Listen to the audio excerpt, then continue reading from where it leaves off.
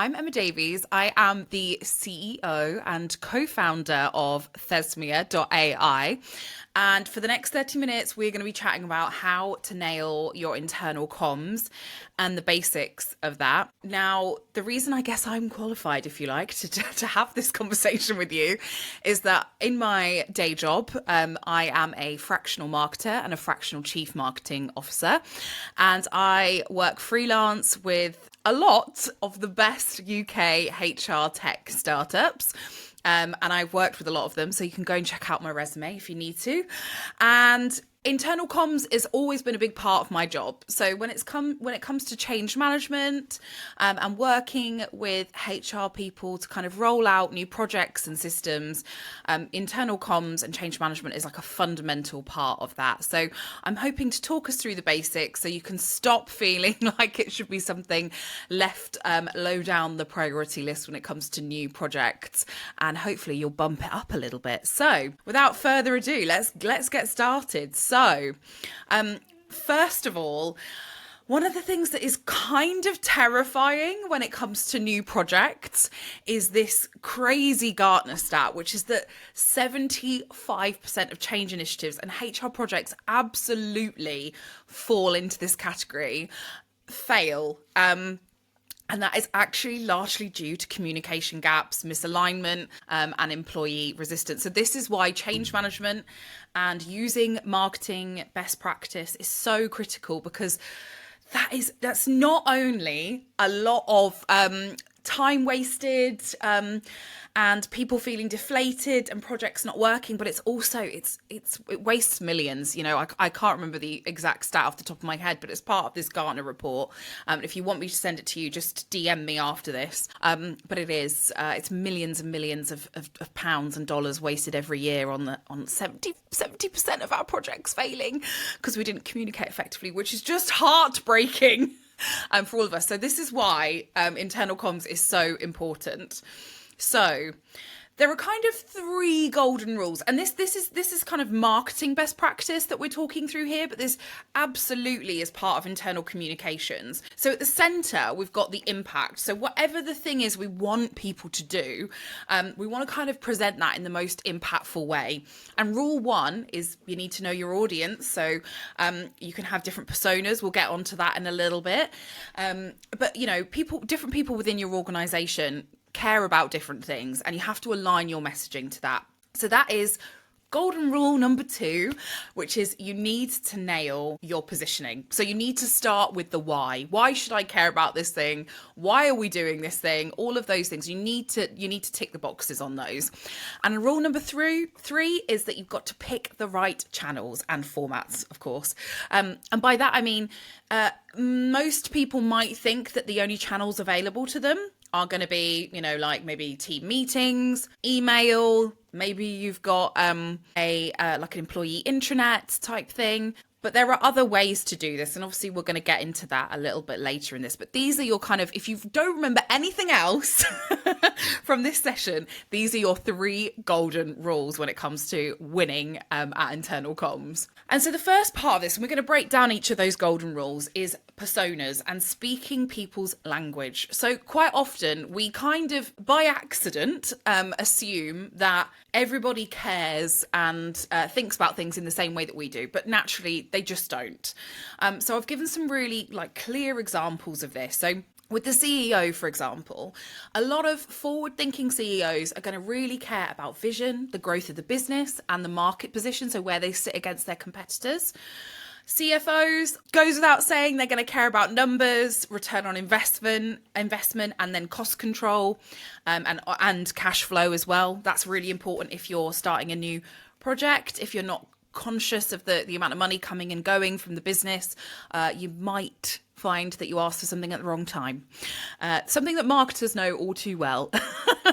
And then managers. So managers, and they're a mixed bunch. We all know that. Managers can make or break, you know, a project rolling out successfully. So we need clear actions for them, and then really easy to share tools. So anything that basically makes their life easier and is going to really make it super clear about what the expectations around them are. So often within businesses, and you all know this, I'm sure, is that managers are not only expected to continue to do their day job, but to still like nurture and develop employees at the same time. And people management and being great at your job are two very different things. Again, as I'm sure you all know. So we need to keep things clear and easy for them. And then for employees, it's going to be about relevance. How is this relevant to me? This is my job. How does it impact my job, my day-to-day job? So if you can tie any messaging back for a HR program back to that, you're going to be winning. Simplicity, again, like how easy is it to do the thing I need to do? Employees, when it comes to HR programs, they care about things like, will I get my bonus? Can I log my holiday? I was off sick. Can I log my sick leave? So if you can elevate that and tie that back to their job and make, if you've got bigger, better programs than just those basics coming out, if you can really kind of tie those back to the things that employees care about, you're onto a winner. So always remember this. This is not a very attractive acronym, so I apologize in advance, but what is in it for me? That is the golden thing. I would say probably sometimes with managers as well, but managers do understand that they've got that responsibility over their teams. But it's really important with employees to make sure that they understand that. What are they going to get out of doing this thing? And it can't just be for us in HR. It can't just be for us. It can't just be because the CEO says so. There has to be a little bit more depth to it than that. So if you remember those things, these are some persona examples, but if you can think like that, if you can segment your audience, you're already onto a winner. That is how marketers work. And we have a really awesome free resource on the Thesmia website, which you can grab now. So it is called Winning C-Suite Buy-In for your HR programs, and it is a persona guide. And what I have done is broken down each one of the C-suite, what they care about, language that they like to use, all of that kind of stuff. So it's really going to give you, hopefully, a really good insight into the stuff that your C-suite care about when it comes to HR programs. So go and grab that now. If not, go to Thesmia.ai after this and take a look for yourself. So next, the positioning and the messaging and the why. So again, there is kind of like a triangle when it comes to constructing really strong messaging. So if you think about it like this, so there's some key questions to ask yourself down here, which are like, what's changing? Why now? What's in it for them? Like we said, remember with the employees, what's in it for them and what's expected of them, which is something that everybody cares about, because believe it or not, we're all really, really busy. So we all really want to know, how much time is this going to take me? What extra training do I need?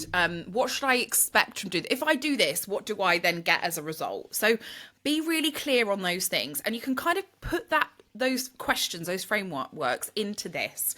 So if you start with your key proof points, so again, like a proof point is if you've got any data, that's fantastic. But if not, have you got any kind of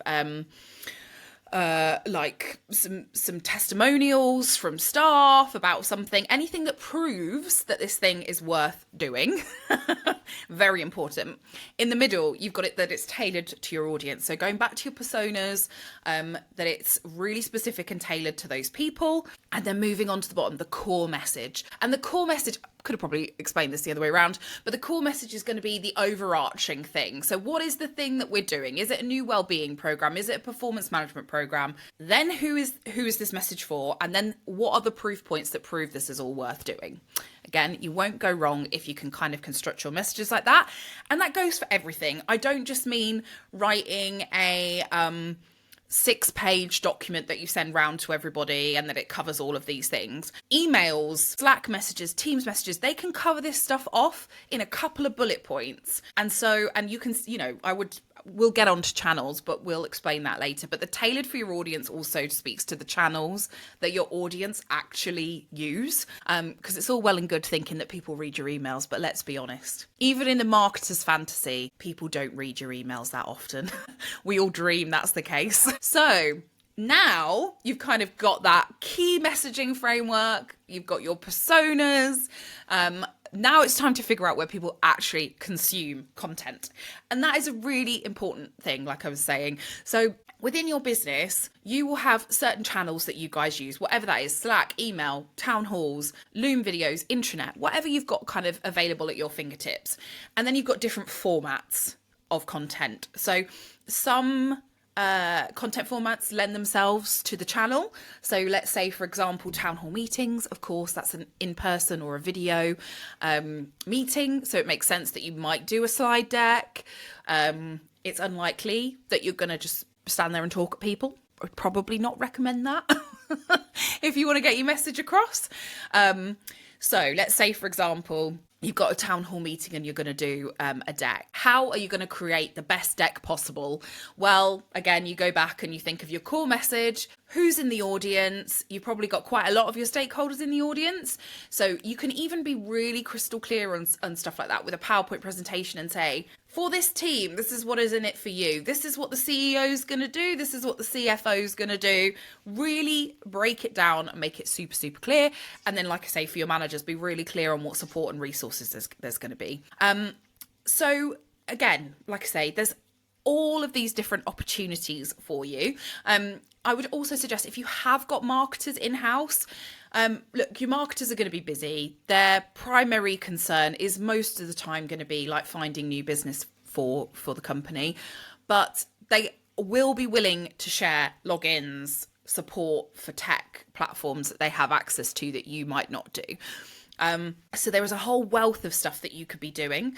Another thing that you can do, and you can use Thesmia for this as well, is to say, I have these platforms, but I actually either don't know how to use them, or I'm not sure what the best way to use them is. What kind of communications should I be sending out via Slack or a Teams message? And you can kind of get a decent response back about, like, okay, so who's the audience that uses that channel? One really good example of this, again, is we talked about emails. So emails are great. I would always recommend, sort of top tip for you, if you've got an employee newsletter, that's obviously a great way of using email, because you're kind of, you're pulling together all the different resources and comms.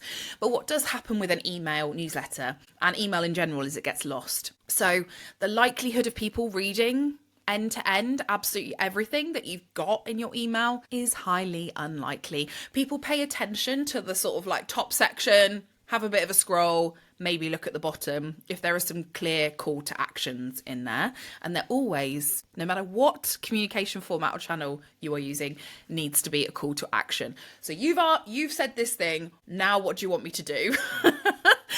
Always, always, always. We don't communicate for the sake of it. So think about those things. So if things are getting lost in email because people, they get client emails, they get sales emails, they get whatever, think about other channels. So a really good one for this is, if you use Slack or Teams, you will find that every company, because of your company culture, has different Slack and Teams channels set up for different things. So like you might even find, I've worked at companies where people have had like a gaming channel, or people sharing, top tips, parenting stuff, or like people, like dog channels where people are sharing pictures and videos of their dogs. So like people break down those channels and they're more likely to use those. So if you can think of a way to integrate within some of the kind of channels, some of the conversation that's happening without kind of infiltrating and sending like really specific like demands, do this thing now, then I feel like you're going to get a lot better feedback. Equally, you'll find that each of the teams have a channel. So where the marketers are, where the devs are, depending on what your company does, where the sales team is, where the customer success team are, they communicate in different ways. And so you could speak to, each like head of department and say like, okay, what channels is this team using? And this does make things complicated for you, right? Because you've got to remember all this. But again, that's where Thesmia can help you. It can pull together a plan that thinks about all of the different places where you're communicating and can say, this is the best thing for you to do. This is the best channel for you to use. So channels and formats. Now, another important part, and again, something that we think about all the time in marketing, is the job is never done. So it's not a one-off. Every piece of communication, every new HR process, every every stage of the employee life cycle, kind of, I would treat it like a campaign, which is what we do in marketing. So when we have, we call it an evergreen piece of content, or an evergreen thing that's happening, activity that's happening in marketing. And HR is the same. So even if it's something like your annual appraisal, maybe it only happens annually, but it's still going to happen next year. And we still want to keep people thinking about it before, during, and after, and in an ongoing way. And that's where comms comes in. That's how comms helps you maintain that momentum, even if it is a one-off thing. Again, even if you do like an employee survey and it is only like every 6 months, again, the fact is, if you want people to respond to the survey, if you want honest answers to that survey, if you want people to encourage others around them to, it's comms that's going to do it. And just sending a couple of emails just isn't going to cut the mustard, because people are busy, as we've said. So here's some things to think about. So plan a pre-launch, and this is exactly what we would do in marketing if we were going to launch a new piece of content. So we would plan out a pre-launch. So what does that look like? Now, in marketing world, anything that's quite big, so the comparison for me to an annual appraisal or an employee survey going out, for example, might be something like we're running an event, or we are going to do an online webinar. And what we want to do is make sure we give ourselves at least 6 to 8 weeks, if not longer. If you could plan a quarter in advance, you would be doing better than most marketers. So if you can plan that out, you need at least 6 to 8 weeks as your pre-launch. And you need to think about the activities that happen in that. And it might be that you decide, if it's something particularly exciting, maybe you're launching some new benefits or a new recruitment process, or something that is actually, maybe driving change, real cultural change within the business. You're going to want to think about, how can we get people excited for this? Again, why should they care? What are they going to get out of it? But how do we create that build up? And obviously in marketing, the old 7 days to go. That's great, lovely, but it's not necessarily going to be generating excitement. So think about how you can engage people along the way before the launch hits. Obviously launch, whatever that might look like. It might be a hard launch. So if it's a HR tech product, it might literally be like, today's the day, log in. Or it might be, okay, the annual appraisals are happening. So, it's this month, you've got to get your annual appraisals done in order to get your bonus, whatever it might be. And then there's the during. So, of course, like I say, depending on whatever that period looks like, means that you need to, think about what you're going to do while the thing is happening. And it doesn't mean radio silence. So this might be the time where you do maybe more in-person activations or marketing activity, where you are sitting down with managers and saying okay, what's happened? How's this going? Here's 5 top tips for the next conversation you have, or the marketing team have filled out their employee survey, but the sales team haven't. Can we create some kind of little competition to encourage the sales team, because they're motivated in that way to complete your survey? And again, this is where comms kind of packages all of this up. And then, of course, there's post-launch messages, and kind of the ongoing, the after stuff. So keep communicating with people, even if you feel like sometimes with your communications it might be a little bit like people screaming into the void, but there are really nice ways to figure out whether people are actually engaging with the communications that you're putting out there. So let's say, for example, you've launched your employee survey, everybody's got 2 weeks to respond, and you are struggling to get people to complete the survey without feeling like you need to go and bash their managers over the head, which we don't really want to get into. But let's say, for example, you and bear with me, I'm not a HR person, this isn't just an example. That's the caveat to this. You might be in the comments saying we would never do that, it's just an idea. But let's say, for example, you're running your survey, and you can see that X amount of people have told you why so far. You could potentially share that feedback with people in a Slack channel or a Teams message, and you could purposefully say to people, if this resonates with you, give me a thumbs up. Equally, I've seen this work really nicely with performance management processes where people have been trying to drive feedback cultures. People will implement Feedback Friday, and it's an opportunity on Teams or Slack to offer up positive feedback to people. And I don't just mean, well done, Dave did a great job, specific, teach people how to give the specific feedback, and then ask everybody in the Slack channel to recognize that person, encourage people in the comments to be saying, well done, aren't you awesome, giving everybody a pat on the back. So you're really trying to incorporate that culture change, as well as using your communications channels. And that's also how you figure out who your advocates are. So advocates are really important to all of this. So this is something that we've just built into Thesmia, which is to figure out how to communicate with people that are either resisting or advocating for the HR programs that you're trying to roll out. So with an advocate, you might have somebody who participates in Feedback Friday every week, or when there's a kind of like another reward and recognition thing, or maybe you have awards that you give out to people on a weekly or monthly basis or something. There will naturally be people who are more engaged with that, and those people are your advocates. And my recommendation is always to kind of bring those people together as like an advisory board, or a kind of like a feedback group, so that you are creating feedback loops. So they can kind of input, they can go, I really liked it when you did this, or I hated it when you did that, or when we got that email from the CEO that was 6 pages long, I didn't love it, I didn't read it. And it's about creating trust with the group of people who work at your organization. So tip, feedback loop, definitely include advocates into that. If you want to include resistors in that group, everybody is always a little bit like, don't want negative energy in a group of people, but actually sometimes those are the people that you need to try and understand the most. Because if you can kind of convince the biggest skeptic, again, you're on to a winner. And then finally, top tip for keeping momentum, celebrate key milestones. Now, what we tend to do, especially in HR, when we talk about celebrating key milestones, it might be like, there's been 1,000 pieces of feedback in the system. Great, but what did that actually mean? Like, for example, did people get promoted? Were there any like exemplar examples of good behaviours that you've seen that you want to recognise? Did somebody embark on a training and development plan and complete it, and now they're going off to do X, Y, and Z?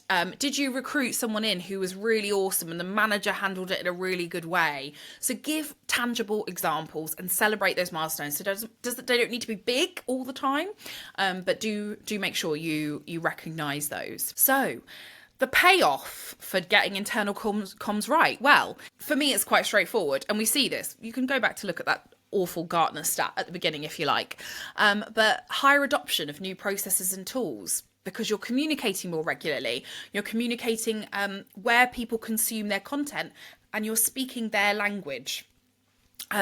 You will find reduced resistance to change if you communicate effectively with people, and there will absolutely be better alignment between leaders and teams, especially that manager to employee relationship.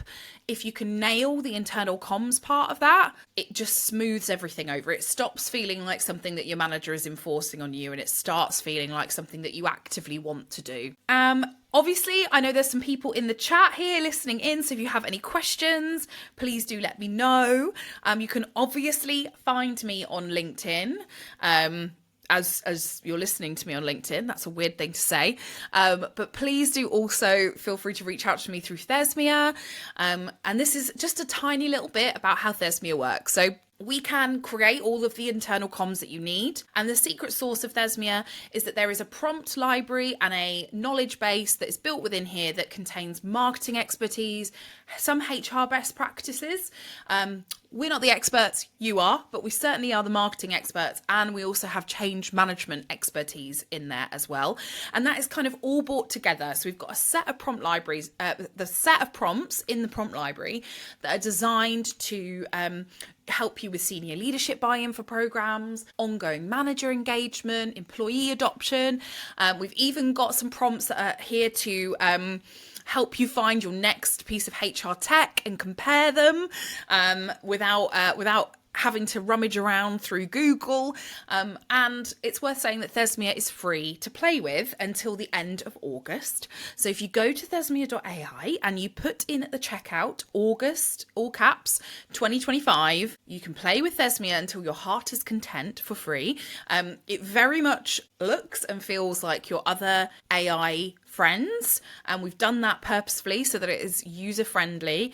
But I would love to know how people are using it. I want people to put it through the ringer, and I would love to hear if it helps you pull together an effective internal comms strategy.